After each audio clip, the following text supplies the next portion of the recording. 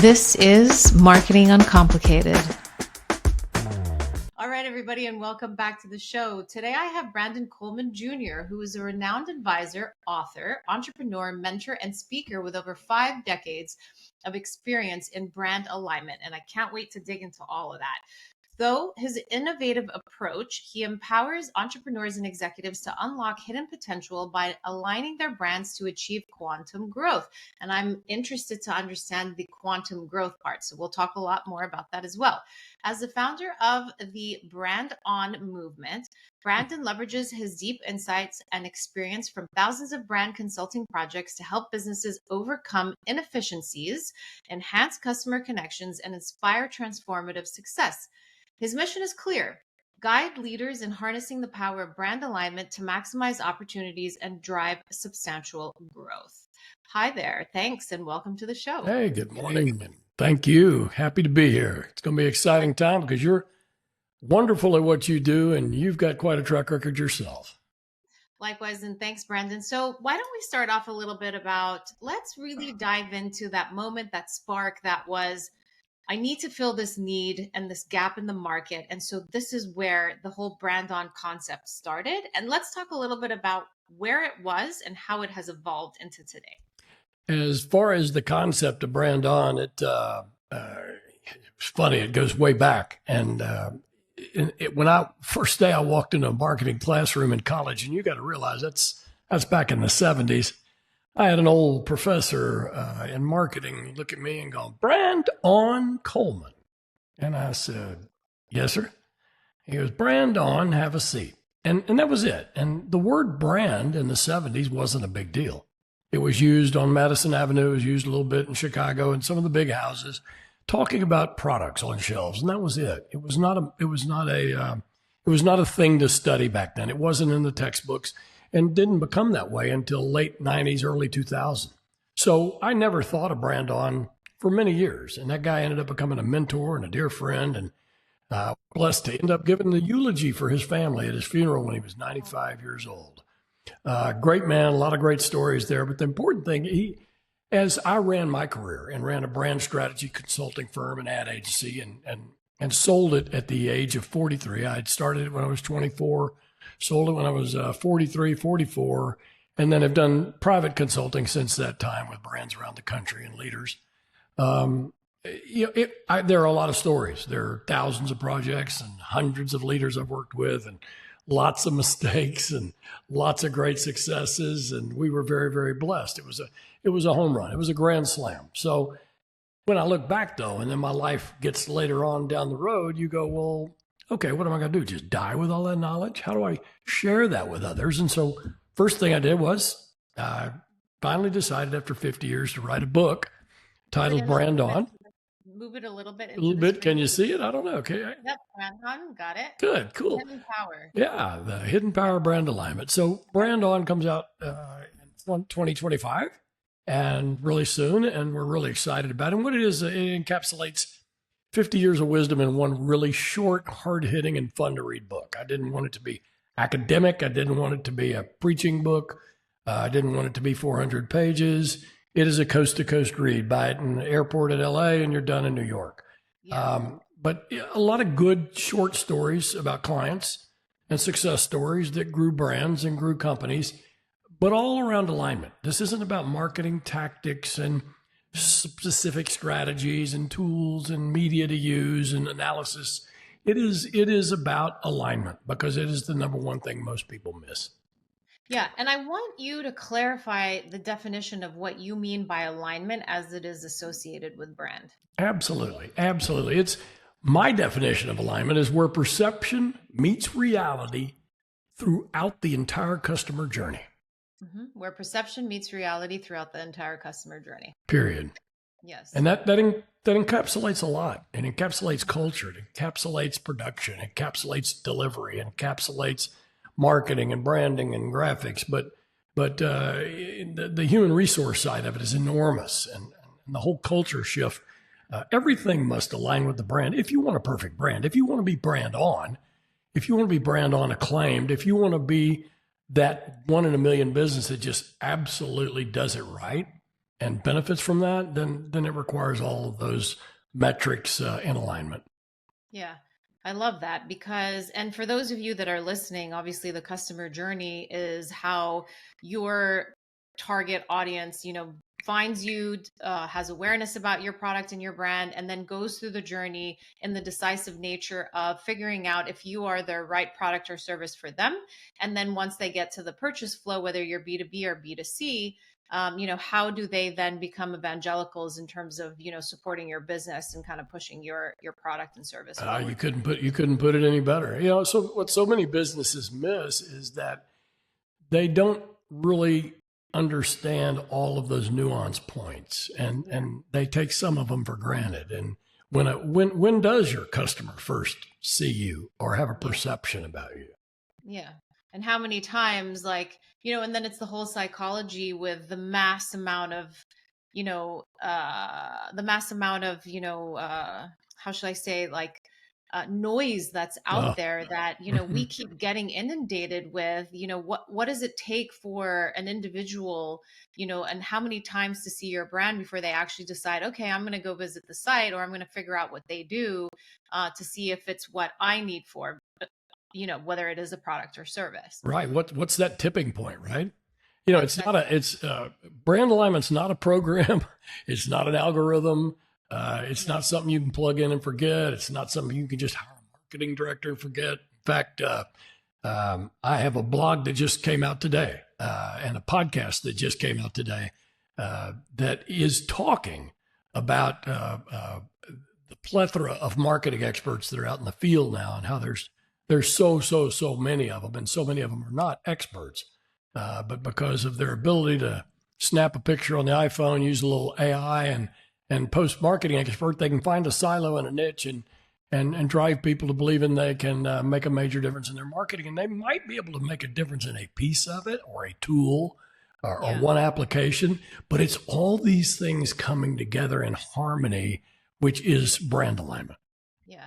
And I love that you bring that up, because there is a lot of, and I don't want to use the word garbage, but there is a lot that's out there that, like, small business owners and business owners in general just need to be wary of, because there is the concept of marketers and marketing agencies that are overselling and putting people in place that don't necessarily have the experience or the background to be able to deliver what they need to deliver to the client, right? Oh, absolutely. You couldn't be any more right on.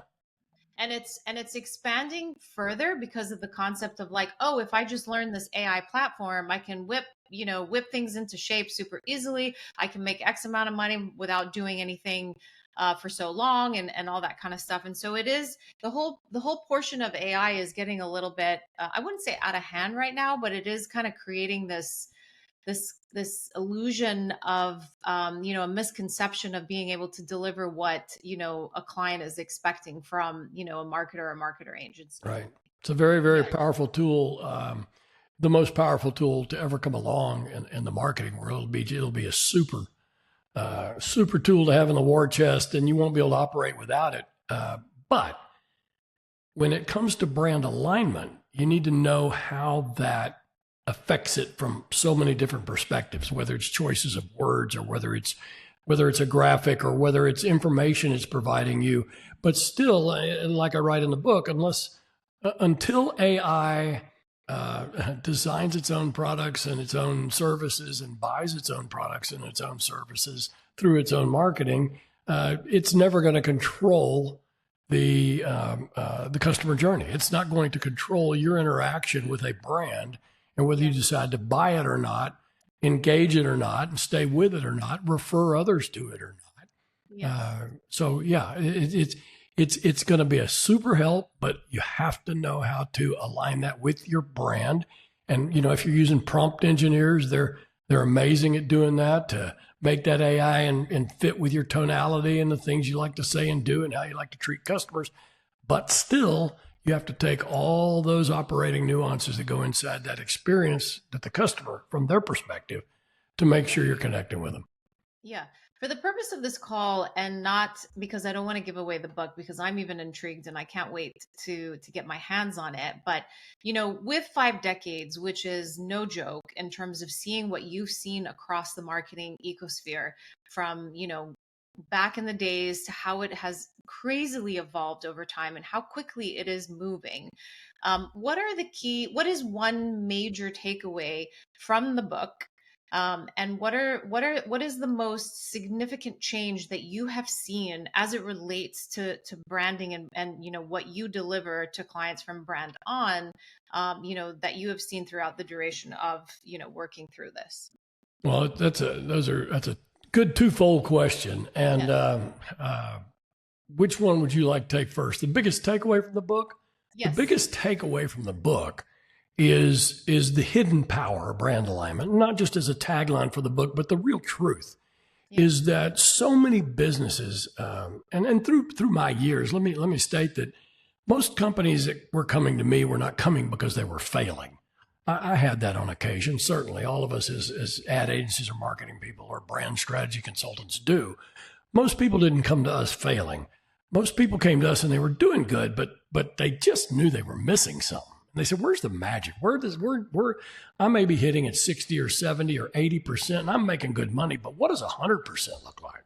Yeah. And the hidden power of brand alignment is not just accepting your status quo, but getting that 100%, getting into full alignment where it is just a joy for everyone. It's a joy for your team. It's a joy for your customers. It's a joy for all the people they refer, all your stakeholders.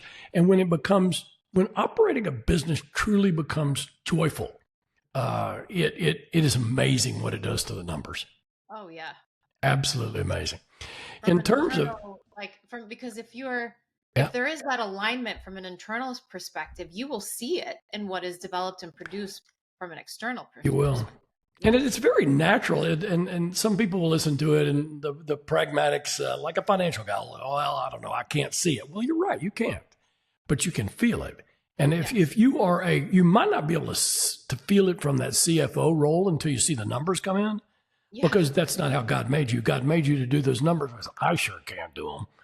But I can walk into a room or into a business and go through that journey, and I can sense what's off. That's what I do.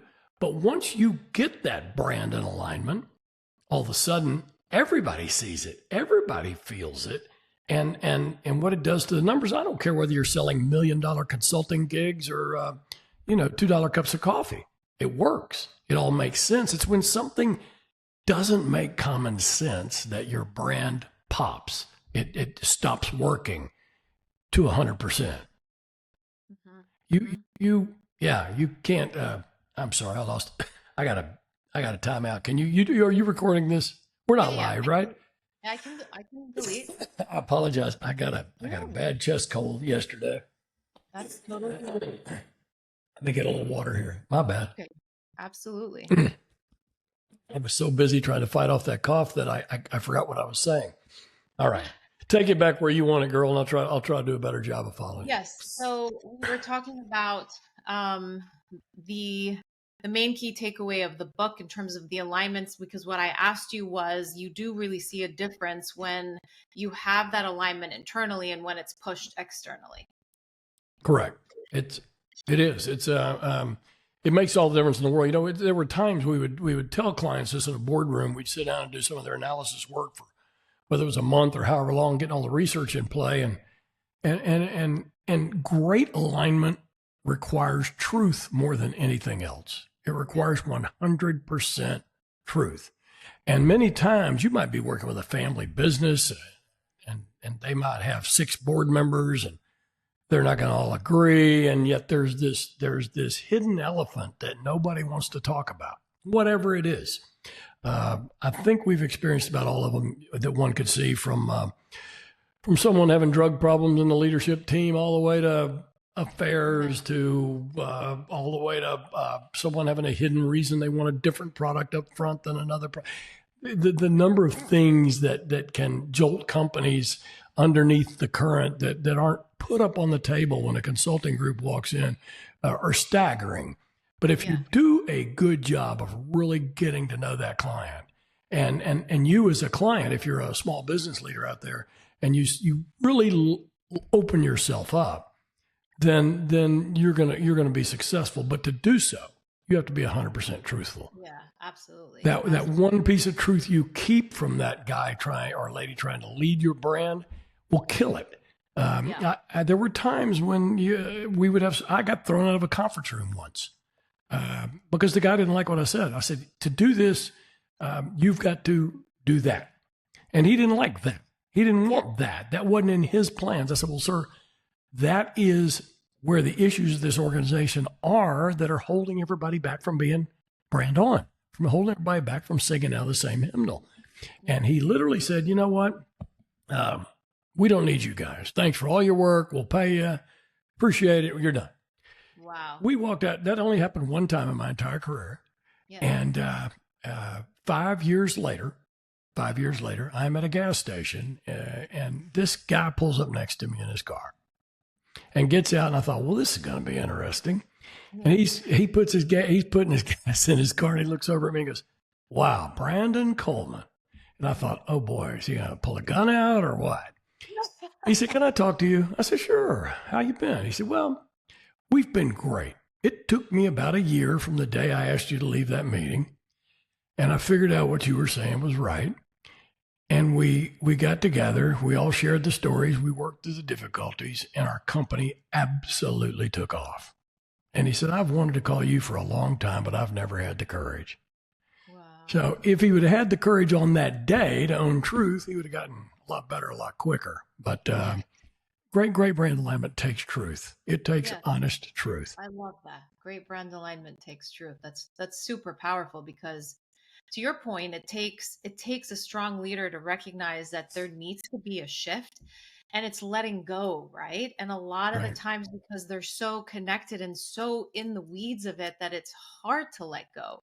And that's why I think, even for our listeners as the beginning, it's know thyself as a founder and what you need to succeed to continue to grow your business. Because at some point it clicked in his mind that they needed to hire you, but he had an aversion towards it because he wasn't ready, right? Well, he thought so. I think he believed someone was going to come in and show him some pretty ads or brochures or digital this or digital that and get the hell out of his way. And, there are lots and lots and lots of ad agencies and communication teams and solopreneurs that'll do that kind of stuff for you. Matter of fact, that's what most of them are. And I don't say that to be mean. That's just the truth.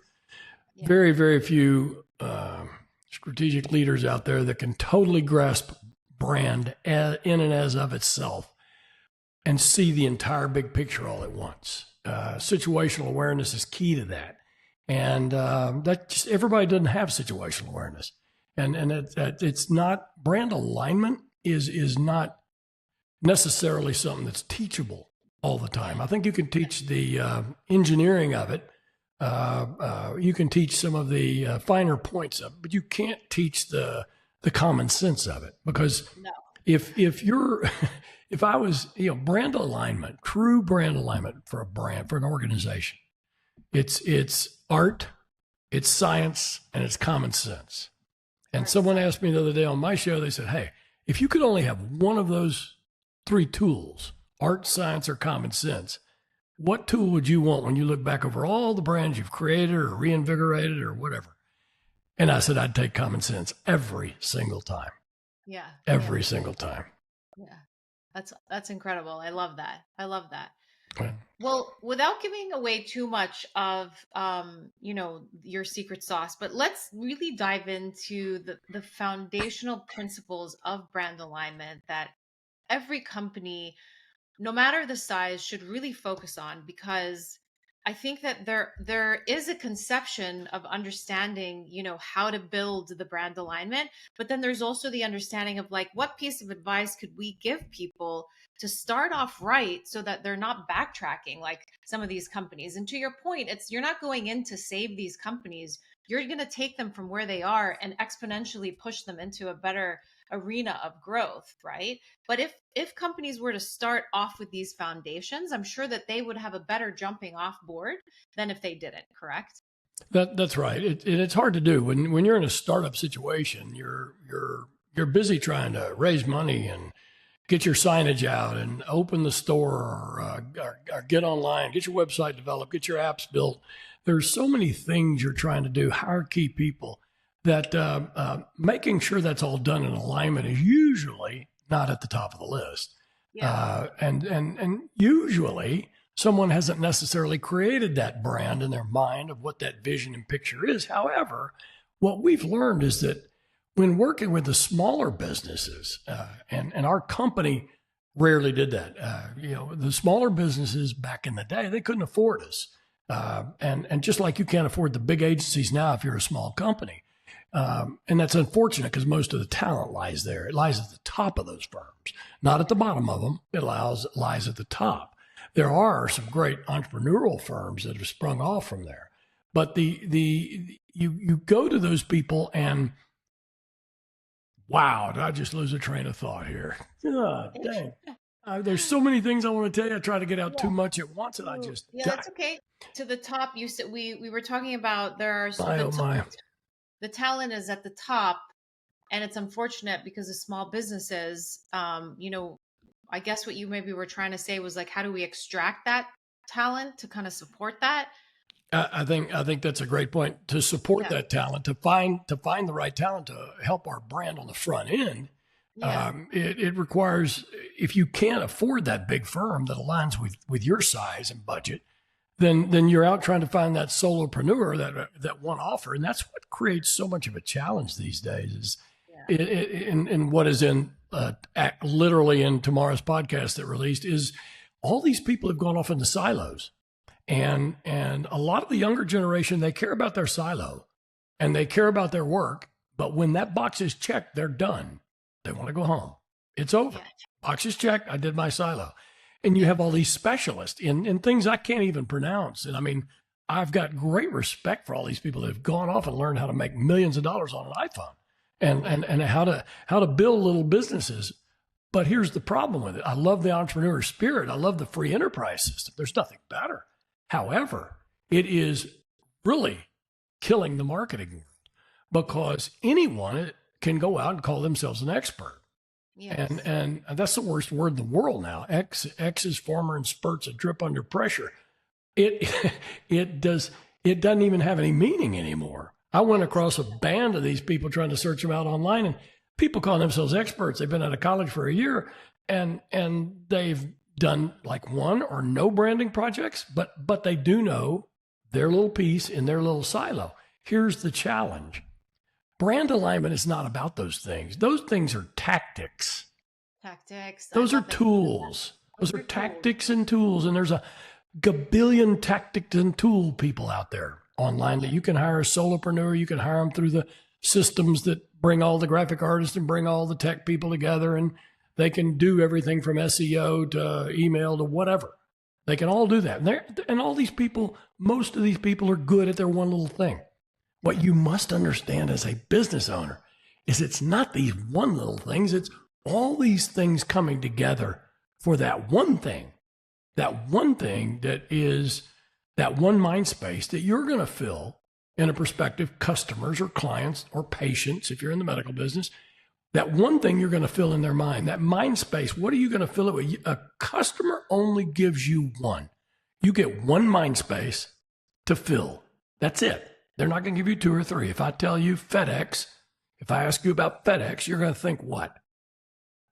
Excuse me. Delivery. Delivery. Overnight. Delivery. Boom. Overnight. Boom. Yeah. You're not going to think. Now, they ship elephants for the circus. They move trains. They do everything. They do corporate this, corporate. Yeah.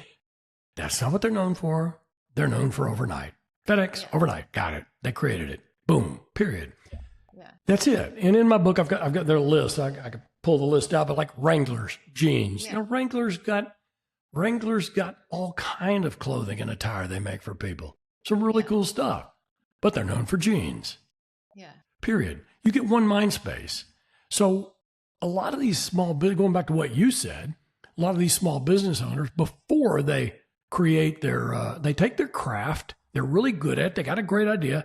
Before they create it, have they figured out what that one mind space is for that client or that customer? Usually not. Usually they go, okay, I got a great idea.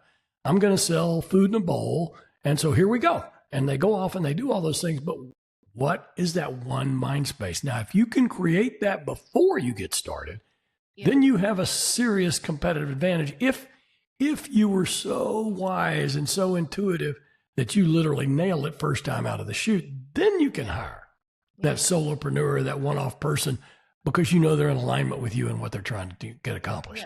Yeah. So then I have a question for you, or an example. Would you then say that like a company like IKEA, the way they have kind of branded their space as in like, I don't like Lego furniture is not the correct word that I'm describing, but it's like, no, but I get it. I had 3 kids. I get it. Yeah, but it's like furniture that you can piece together that's cost effective and that, can last an okay amount of time, right? And they've in essence also with their in-store built a customer journey that you notice that you can get everything in your house in the kitchen sink, right? So would you say that they've nailed it out the gate, even though considering IKEA wasn't a furniture store when they first originally went to market? Well, let me slightly turn that back around to you, and then I'll answer it. What is the one mind space you have for IKEA? What's the word that comes to mind? What is your image? The furniture that I have to put together, and it's frustrating. Cheap stuff. Yes. I mean, cheap, nice looking furniture that you have to put together. Right. I mean, now I've not shopped IKEA in years. I'm grateful for that. I loved it when I did. Right. Yeah. We all go through our IKEA stage of life. Yes. But my takeaway from many years ago, and I spent a lot of money there many years ago, right when they first started, was just, cheap, good looking enough furniture that I've got to spend this afternoon assembling. Right. Yeah. So if what they do in their store, in the way they serve you, the way you take a number, get checked out, whatever the case is, they know what that alignment looks like. They know where they need to be. And they know what hopefully they know what their employees need to say to people in that form of alignment, in that form of a mind space. When that is your brand, that is the level you deliver at. You don't have white glove service. You don't do things that are relevant to a high-end brand. You do things differently. Yeah. Right. I like that. Well, I want to take a step back because I do want to talk a little bit about like the tactics, right? And I think we were like kind of highlighting on like influencer marketing, which is kind of like what brands think that they're doing a good job when they go out a little bit to influencer marketers that maybe specialize, maybe, I'll give you one, like a beauty influencer marketer or like travel influencer marketer and so on and so forth. And it is, I think, disrupting how marketing is done today because they may not necessarily be an expert in the Four Seasons or, St. Regis or, Marriott or whatever it is, right? But they're basically asking these influencers to do a micro 60-second post, which can either influence or not influence somebody to take that visit based on that influencer's own maybe experience or own mind space or one thought track about that particular brand.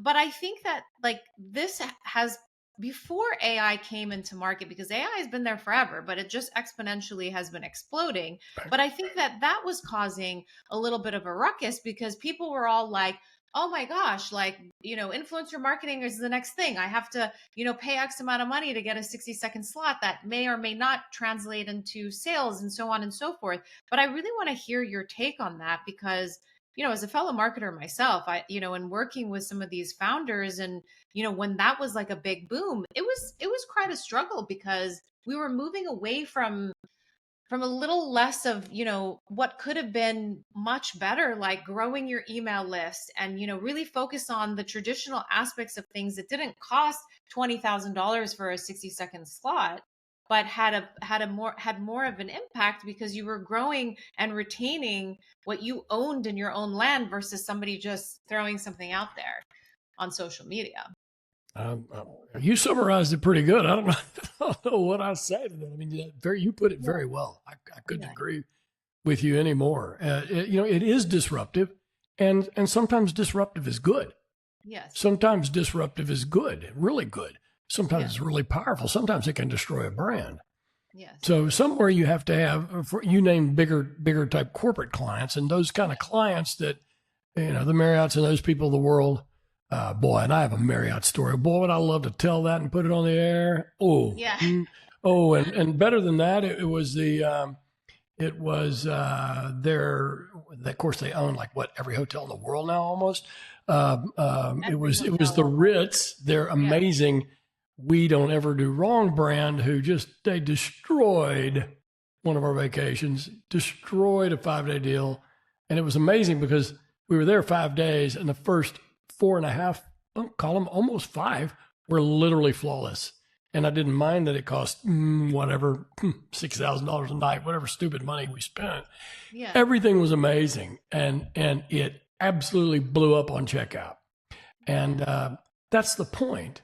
The point is that even the big, beautiful brands and the luxury brands, it doesn't matter. You have to complete the cycle of that customer experience. You have to complete it all the way. You can't just do the great warm and greet and, oh, we're so glad you're here, and here's our little silver tray with coffee, and we have little chocolates for you, and your room is up here, and we got your favorite whiskey stateside or whatever. I'm so sorry, that thing's supposed to be off. That's cool. Golly, it's Monday, isn't it? Yeah. It is absolutely Monday, and I take full responsibility and apologize for that. Oh, that's okay. Don't worry about it. These are things that I can edit out, so I'm not too worried about that. Well, I just want to make sure you don't have to edit it out again. I so apologize. So that's okay. professional. Okay, and your reason for not wanting to shut off is what? Holy cow. Why aren't you shutting off? Excuse me just a second. That's okay. I'll be right back. Okay.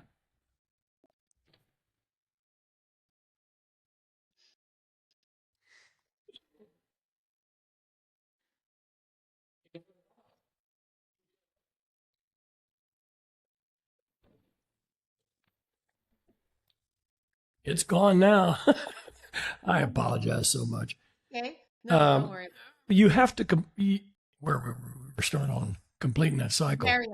Marriott, right. And yes. So you have to, even if you're the Ritz and you've knocked it out of the park for 5 days out of 5, and everything's been just beyond amazing, you can't drop the ball on the last thing, and the most important thing, right? Which is the front desk, which is your front facing of intro, and which is your last facing of an exit, right? Right. And when that person the same person that welcomes you with the chocolates and the warm greetings and smiles, and then when you ask one question at checkout and they lose it with the wrong answer, and then you try again and they lose it again, and then you just think, we're in the lobby of the Ritz, we're not going to cause a scene. Let's just go catch our flight and go home, and then I'll deal with corporate. Yeah. I got to tell you, the Ritz consumer affairs people are horrific. They are terrible. And I would have expected the absolute opposite. Yeah. Absolute opposite. But I love that we bring that up, and it's like, it's not meant to focus on the hotel industry in and of itself, but I think where there is a core of misalignment, right? I think it happens a lot in the hotel industry, right? Because there is corporate, then there's front facing. And it's like, if it's not being translated from leadership down all the way to the person that is coming to do housekeeping into your room, I think that can be detrimental to your brand. And, it's a nice segue into brand pitfalls, right? So, let's uncover that. Let's unravel that, because I want to hear your take in terms of where does the domino really start to fall and to break if it's not in alignment, whether it's at the top, the mid. Tell me a little bit more about that in terms of the most common brand pitfalls that occur, because I think as there is the foundations, there is also the pitfalls that need to be corrected. Great. And I'm glad you used the word pitfalls. In my book, I call them potholes. Potholes on the road to alignment. Give me a timeout here a second, because I want to pull up a list. Okay. Because I want to do a really good job on this section for you. Hold on. I apologize. That's okay. There it is. Yeah, here we go. The top 7 potholes that destroy brand alignment. There it is. All right. Way cool. Way cool. Okay. So you ready? You just asked that question. Yeah. Here we go. So you were talking about the potholes and the pitfalls of things that take brands out of alignment. It's like, Yeah. I like to equate it, and in the book, I equate it to a car going down the road because it's a real simple analogy. Car goes down the road. You know what happens if you hit a big pothole. You hit a big one once, and I mean, your wheel can wobble and take things out of alignment. The car doesn't operate like it should. Yeah. And you drive enough bumpy roads, and you really have a bad car. But you can hit just one pothole at speed, and your car's off. Well, you can hit one pothole at business, and your brand is off as well. And you sometimes don't realize it because you're day in and day out, and it's hard to step outside and see the inside. But if I look back over 50 years of doing this, there are 7 potholes that I list in the book and talk about that come up time and time again. And it's not that this is a comprehensive list of everything you can screw up in your business to get your brand out of alignment, but these are the 7 that take up 98% of all the problems. So here we go. The first one, you're going to love this, is internal marketing employees. Okay. Yeah. And you feel free to butt in, ask any question you want. But at first, it seems like they're the ones that are going to be your biggest brand believers. Hard to believe they could be your biggest enemy as well. Yes. The main reason internal marketing employees are often the biggest pothole in the road is quite simple. Their job and their paycheck depend on you. Yes. As a leader and as an owner, they depend on you, the entrepreneur, and they can read the room.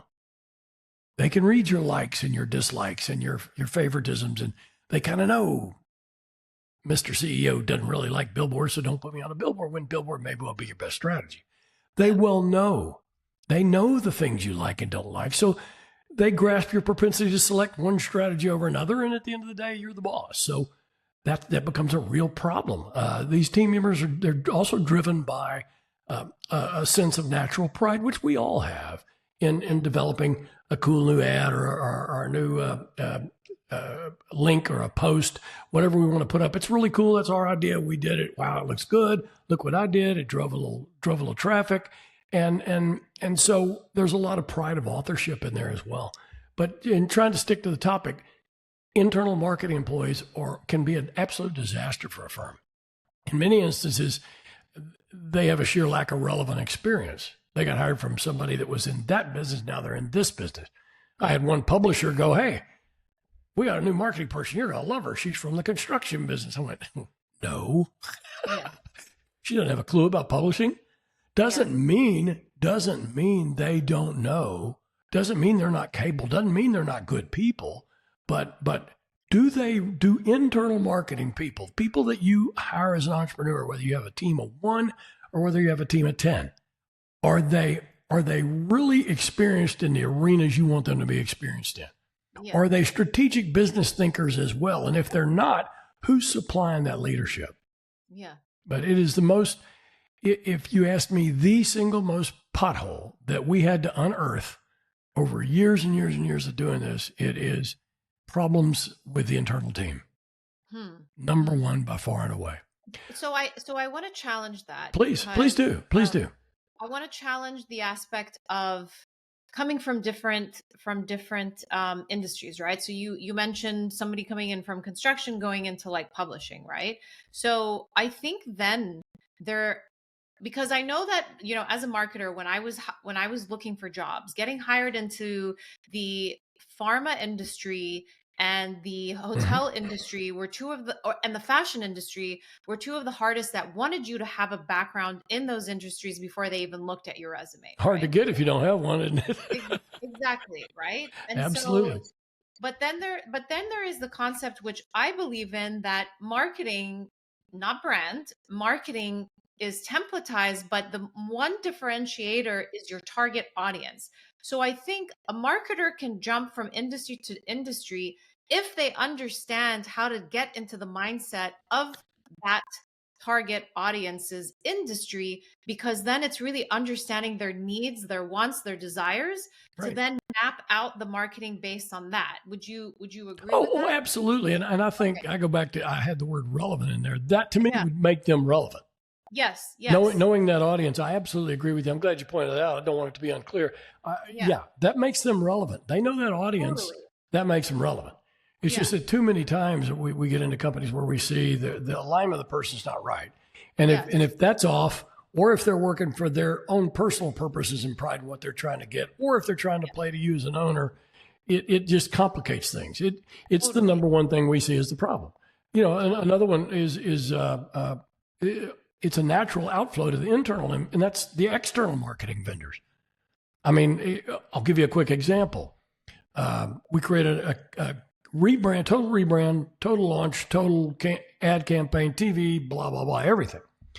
For a group just a couple of years ago that I did for a friend, and absolutely knocked it out of the park. It just was a unbelievable program, driving business to the roof. Everything's wonderful.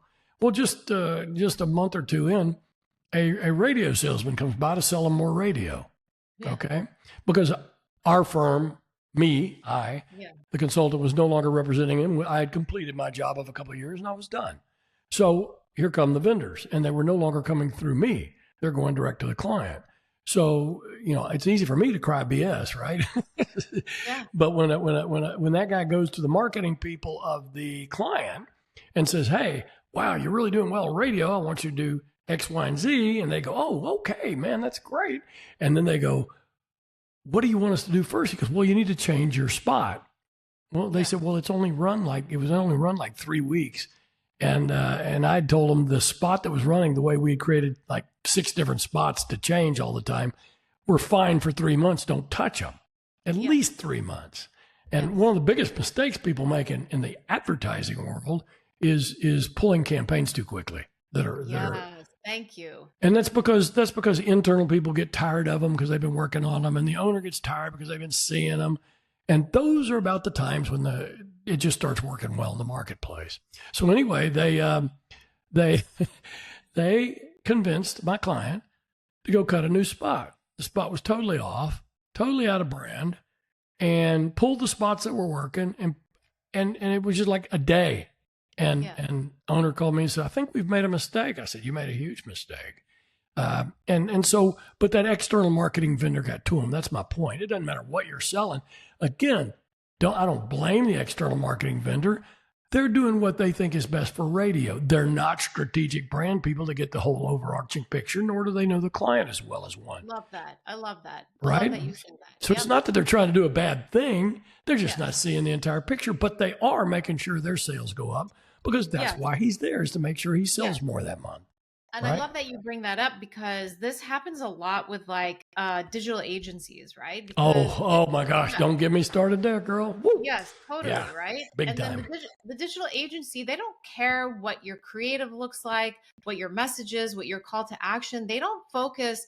Really, their intake form needs to be asking you about your brand and your brand alignment to everything that we've been discussing so far, to then think, okay, is Facebook, is LinkedIn, is Instagram, is TikTok a better option for them? Is a display ad better than a carousel ad, or whatever it is, right?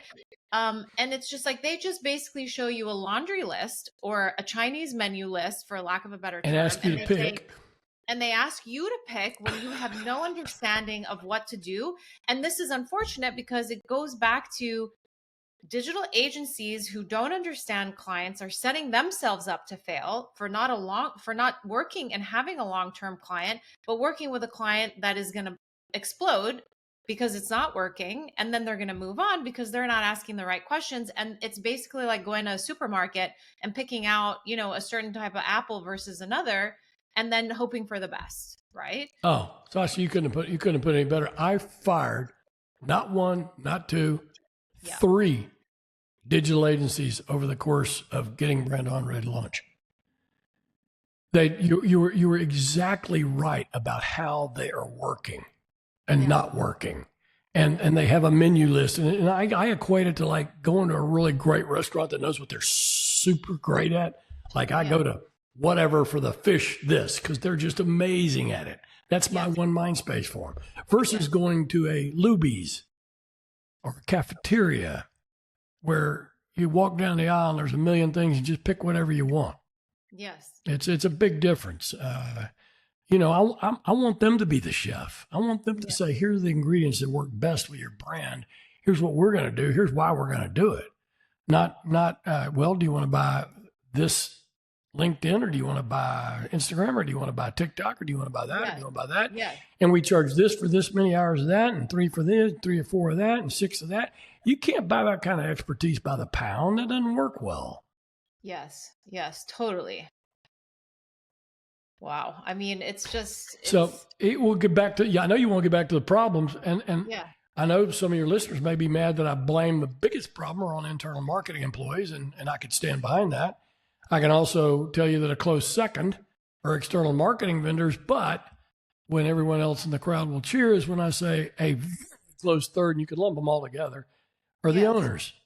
And I like to call it the owner's forest. It's because entrepreneurs and professionals often find themselves just way too deeply immersed in their business and their main object to remain totally objective in what they're doing. And it makes it difficult to recognize where areas of the brand is off. And it also makes it really difficult to give strong leadership to your marketing team or to your external vendors, right? Is like one of the examples I use in the book are engineers and doctors, because they're the smartest people that walk. And if you don't know, just ask them, they'll tell you. Yeah. Engineer gets into a meeting and has created this new widget, and he's busy telling everybody in the room how amazing it is. And we all agree. And we're not smart enough to create one of those. It's a great widget. Yeah. But then it comes time to talk about his messaging and how he thinks it ought to be positioned and what he ought to say. And then he's got the answer to that too. And he's so close to the product that he can't necessarily see it as a prospective customer sees it. And the same with doctors. We were one of the leading healthcare firms in the United States. Matter of fact, number one in a long time ago in the 80s, in hospitals and doctors' practices. And that whole perception of sliding windows and old magazines had to go out the door. And the doctors didn't understand why. We're great at what we do. People need to wait to see us. Yeah, but people don't like to wait, and people don't like old magazines, and people don't like sliding windows. And I need my car valet parked because this whole medical center thing is a giant pain in the you-know-what. And it took a while for them to get them out of all the trees so they could see where the forest was located. So owners can really create pothole problems for their businesses by not stepping back and taking a look and taking a deep breath and really seeing it from the perspective of their customers. Yeah. I love that. So then just to surmise it is the internal along with the external marketing. So internal employees, external marketing consultants or agencies, and then the owner. And then I would say also, like, if they're in a big enterprise, and it could be like maybe the chief revenue officer, the chief financial officer, or maybe it could even be like the chief marketing officer that could be blocking you. In the bigger enterprises, it could be. And one of the reasons you asked about why brand on. One of the reasons I went on this philanthropic knowledge transfer was to help small business, the businesses that couldn't afford us in the early days. We did some charitable projects, which turned out to be grand slams. They were my greatest joy, truthfully. And so we target all the knowledge we're just trying to share with others, and wisdom and battle scars. We're trying to share it with others so they can learn the easy way by listening to podcasts or reading blogs or buying a book. Just try to make it easy on them. And yes, those are the top things. And personal pride and success at different levels of the company can get you. You know, if you got the wrong brand concept from the start, that's a pothole. And one that a lot of people don't think of, there's actually two, the last two, compromising to please others.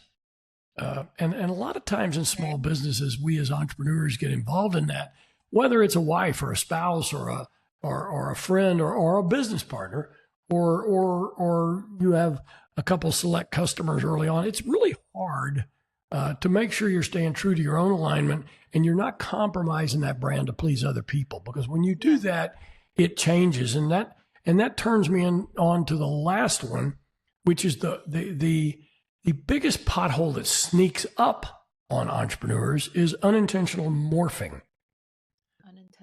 Unintentional morphing, and it's uncanny how many times that sneaks up on people. It's a very subtle pothole that can lead even the most successful organization down the road. I mean, we had a client once that they called us and they said, it was a restaurant group. We're talking a lot of hospitality today. It's easy to relate to because we all eat every day or go stay at hotels. So hospitality is a great industry. I love it.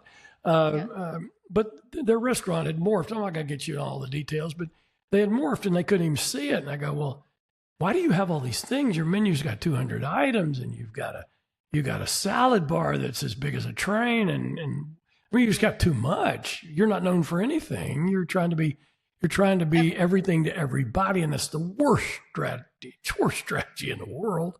Yeah. And I said, why'd you get to all these things? Well, when he was through this 30-minute story on how he introduced the different menu items and how he introduced the salad bar, because company X down the way had one, and we did that because they started selling one. You know, they were benchmarking too much off their competitors, and they actually became a morphed conglomeration of all the things their competitors had tried, and which made it even worse for them. And so sometimes as owners, we get so busy, we got payroll, we got taxes, we got so many things to take care of, sometimes that we just don't get back able to step off and see what's happening with that brand. We go, oh my gosh, we're growing over here. I remember a friend of mine runs one of the best steakhouses in the United States. It's called the Taste of Texas. It's in Houston. It is the largest independent steakhouse in the country. They're just incredibly successful. He's I think, ballpark 35 years in business now. But years and years ago, he was a couple of years into running the business, and they serve something in Texas we call a chicken fried steak, right? You ever had one of those? No. Oh, man. Where are you from? Well, I live in Miami. We don't have chicken fried steak down here. No, I know. You could find one, but you'd have to go to I was actually born in Dallas. Maybe there you go. Long enough. When you come to Dallas, call me and I'll go buy you one. How about that? Okay. We'll have a great lunch and share some war stories. I'd love that. Sounds delicious. Well, it's a cut of meat that's flattened out and then it's breaded and deep fried. And okay. Usually comes with cream gravy or something on top, or no gravy, whatever your choice is. But even people in Texas have different opinions of what a great chicken fried steak is. Yeah. And some are made this way, some are made that way. And it's kind of a local regional thing. And so you could go to a restaurant that's got a great chicken fried steak and you go, well, I don't like that, but because you like a different style or whatever. Well, these people, the Hindi family that owns the Taste of Texas, their steaks are phenomenal, and pretty much everybody agrees on a great steak when they're really done great. And they were doing great steak, but they also offered chicken fried steak. And he said one day he had a lady come in and just in front of a bunch of other customers start ribbing him up about the chicken fried steak. You did it wrong. You don't use the right breading, blah, blah, blah, blah, blah. When he knew half his customers absolutely loved it. Well, he went back and was so frustrated, he and his wife grabbed a shovel and they went out and dug a hole in front of their restaurant. They went to the back, took all the chicken fried steaks out of the fridge that had been pre-set up to cook for that day and the next day, put them all in a giant bag, carried them out in a hole and buried them. And he put a tombstone like you put in a funeral service. He put a tombstone and it said, here lies the chicken fried steak. And he put the date on it where he buried it because his point was, he didn't want to serve anything that was going to be perceived as mediocre. Yeah. Interesting. Right? I love this story. And he's gone on to sell literally millions of dollars worth of steaks every year. And they have a line 3 hours long sometime. And people still wait. That's how good it is. Wow. Yeah. I love this story, Brandon. That was incredible. And I will take you up on it the next time I'm in Dallas. We'll have a chicken fried steak. All you got to do is just text or email me in advance and we will absolutely do it. It'll be a good time. But it's a good. You've got to be careful not to allow it to morph. Yes. So that your business changes into something you didn't intend for it to be. Yes. I love that. It's fun. That, and there's a whole lot of good story. Don't forget this thing. We'll get it in 2025. Don't give it all away. A lot of good stories. Listen, I'm giving every bit of it away. That's why I did the book.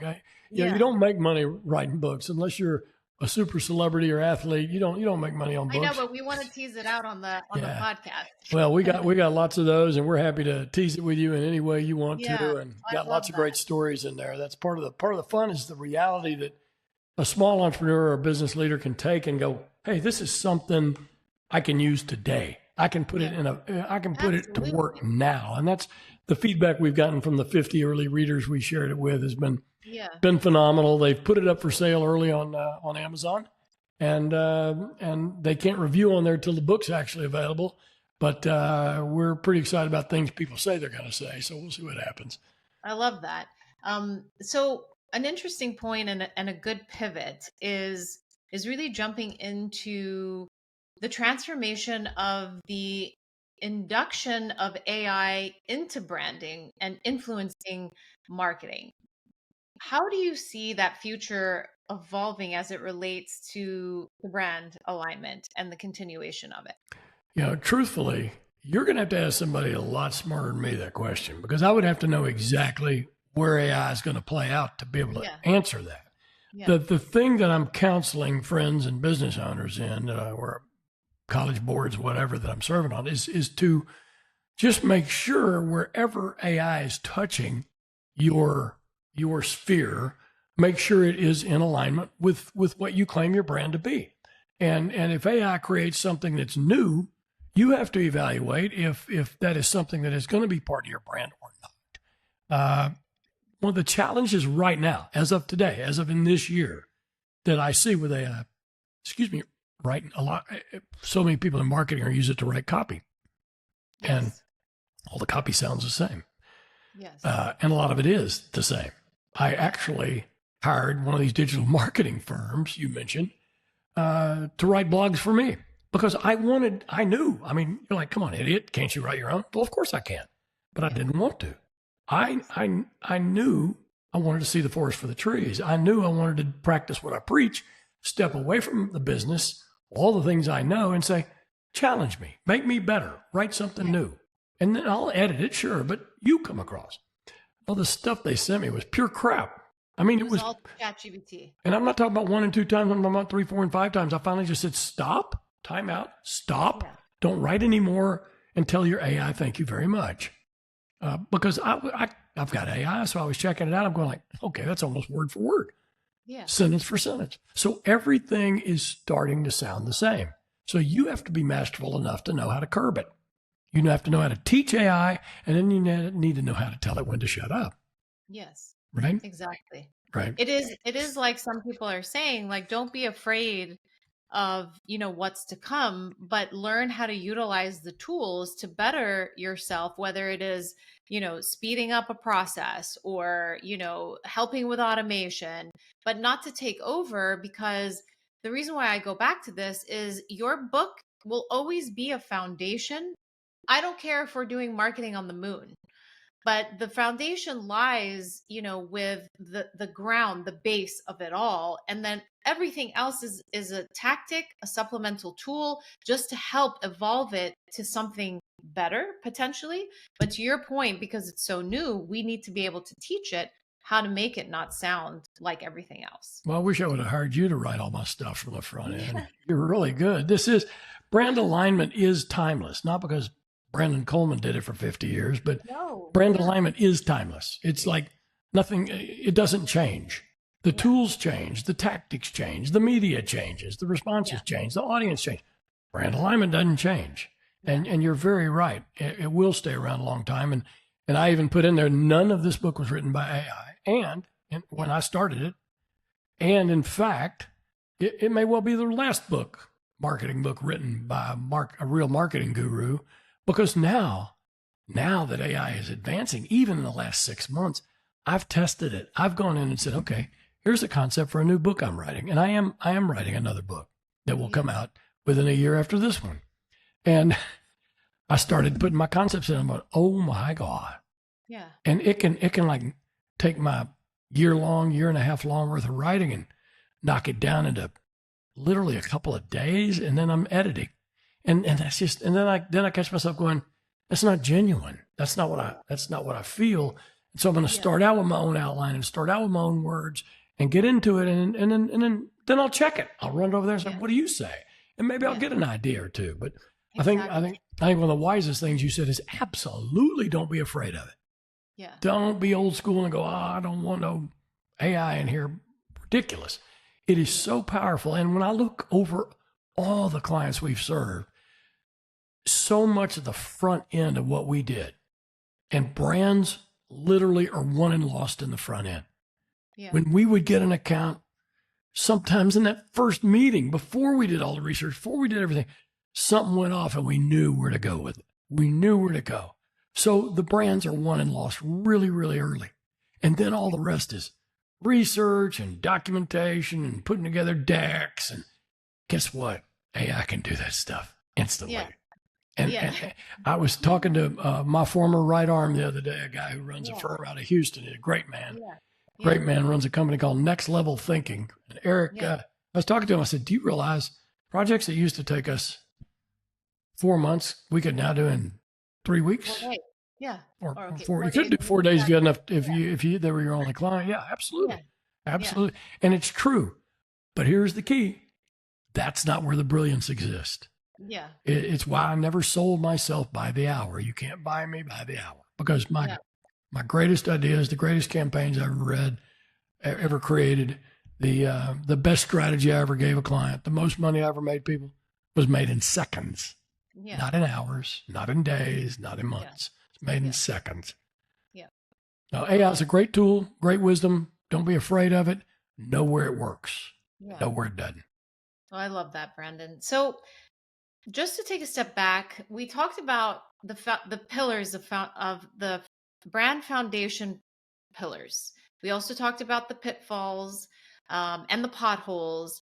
But what is some, or 1, 2, or however many pieces of advice that you can give entrepreneurs starting out today with their companies that you wish that they would implement and embrace in the beginning, as we've talked about, so that there isn't this, I'm in business for X amount of years and backtrack? But that's not to say, because like I always say, if you create a new service or if you create a new product, you are going to have to backtrack regardless. You should. But let's start with the correct foundation. What is that core that you teach and advise? You know, it's a wonderful question. It directly relates to why in a late life, when I didn't need this business, I decided to create Brand On to go share this information. Yeah. And that is because I've seen so many moms and pops either buy franchises or start out their own little business, take their life savings, invest it. They go in with the right heart, the right mindset, and fail. Yeah. And they lose all their money. And it sickens me. It saddens me. Yeah. The one thing I always wanted to get people to do, and was so hard, was, hey, mom and pop, I know you're about to invest your $65,000 in a franchise, or your $150,000 and all your life savings, because you worked at this company and you were a librarian and y'all saved and you saved, you raised your family, and now you're going to go have your business. And there are an awful lot of those. There are a lot of them. I just wish they would take the effort and the time. And if it takes a little money, so what? I don't care if it's $5,000, $10,000. Yes. Talk to a true, genuine brand strategy expert that can talk alignment. Now, they're few and far between. I'd recommend you call this lady and have those in-depth discussions, and take time to ghost walk your customer journey. That's one thing I highly recommend to people, is before they start their business, ghost walk your journey. Don't just sit there and say, oh, they're going to come to the counter. Ghost walk it. Where are you going to locate? Yeah. Drive up to that place. Does it feel right driving down the street? Is the parking lot good? Is the access good? Does the front look right? When they walk in, who's going to greet them and why and how? Where are they going to sit after that? How are they going to wait? Are you going to have a normal your next system, or how are they going to get served? What is the flow of your, if it's a restaurant, what is the flow of your meal that day? Yeah. And in the book is there is an excerpt in there about a restaurant visit and how many customer touch points there are. It'll blow you away. It's pages. One customer journey from the moment they first think about your restaurant until they go home. Yeah. How many customer touch points there are in that journey.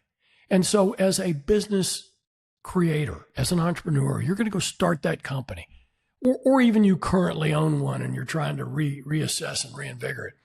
Go walk that customer journey. Walk it, and take a customer with you. and don't Let them experience it. if you have to explain something, Oh yeah. it's not working.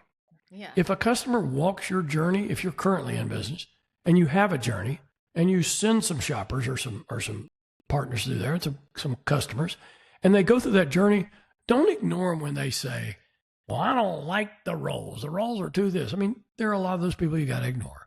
But sometimes somebody makes that one comment, and you're like, wow, I didn't even know that was going on in our business. And if you're sitting up in an ivory tower somewhere and you're running franchise groups, got 20 restaurants, makes it even more difficult. Yeah. Because you're out of touch with what's going on. So you have to count on your people to keep you in touch with your customer journey. But if you haven't started a business yet, you're listening to this great podcast and you're saying, wow, I'm just about to start my little company. Well, you must walk that journey. And if you're all digital, click that journey. Go through that journey of how that entire customer process is going to be. I had one of these digital groups I was paying a lot of money to. They go, okay, it's onboarding day, right? So we have our onboarding meeting, and they throw all the new systems at me I've got to use to learn how to work with them. There's an online project management system. There's this for that kind of work. There's this, and I've got 2 or 3 online management systems I've got to learn to use. And then I've got this, and then, oh, by the way, we don't do calls. We only do Zoom. Okay, I got it. Love Zoom. I can get on with that. Yeah, but if you need something quick, don't call. It's either an email or Zoom. And all of a sudden, before the onboarding finished, it started unraveling. Then I said, okay, keep your cool. Let's. They're probably that great. They don't need an occasional phone call. They don't need these things. Well, wrong. They failed at almost everything they touched. And I finally had a meeting. I go, a Zoom. And I said, excuse me, you don't talk to her and she doesn't talk to her and you don't talk to him. And none of you talk to me. How in the hell do you think you're going to get this right? Yeah. How do you think you're going to really understand this brand and align with it? Because I completed your branding document. You think that gives you the insight into how you're going to make this work? No way. And I saw that over and over. And so that's what you mentioned is very, very, very critical. And again, if you're going to provide that digital service, think through how I, as your customer, receive it, not just how you're going to produce it. When I fired them, I told the chairman, he goes, well, they did that. And I said, you guys said they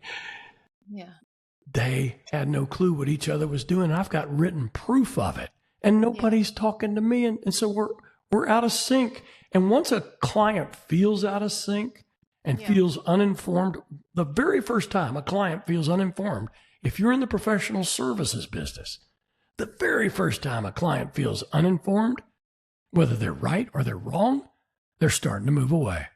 Yeah. And if it's not promptly corrected, I'll guarantee they'll move away. Oh, yeah, totally. Absolutely. Really. Absolutely. That was excellent. So again, no matter what business you're starting, the point is walk that journey from the client's perspective before you start your business. Love it. Love it. Love it. Best piece of advice. True.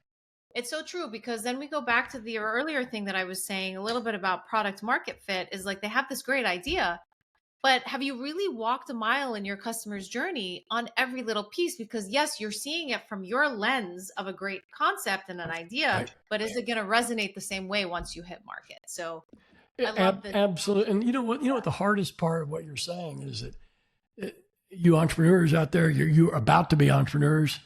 I remember how exciting it is starting a business because I've now started a lot of them, but that's an exciting time. You don't want somebody to tell you to slow down. You don't want somebody to say, hey, look, there's this guy over here. There's this lady over here I know. It's got this great company, Uncomplicated Marketing. You need to hire them. You need to talk. You need to talk, spend some time and some money and get to know them and let them get to know you and just have conversations about your business and walk the customer journey together. And oh my God, do you know how many people I could have saved their life savings and millions of dollars? And like one guy I got on track. It's actually a Christmas story, a Santa's Wonderland, a big place in Texas that started out and they're making about the short version is they're making about $100,000 a year for the first 5 years and couldn't figure it out. We helped realign their brand. They're now a $35 million a year business, still owned by the same one family. And they operate 6 weeks a year.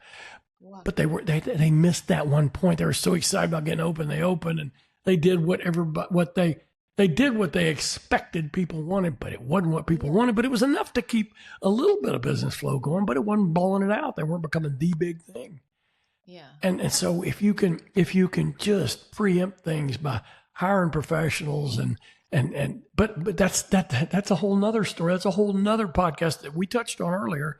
And that is the right professional. And how do you know?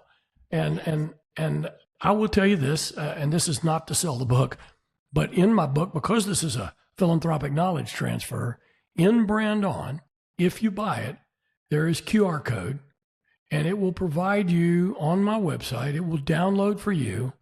The first thing it will download is a document I created over 50 years called The Brain Drain. It is 200 questions that I use starting every single project. Yeah. You can't buy that anywhere. No. The second part of it with your book. There you go. Well, there you go. And you go down that. And the second part is a brand alignment checklist.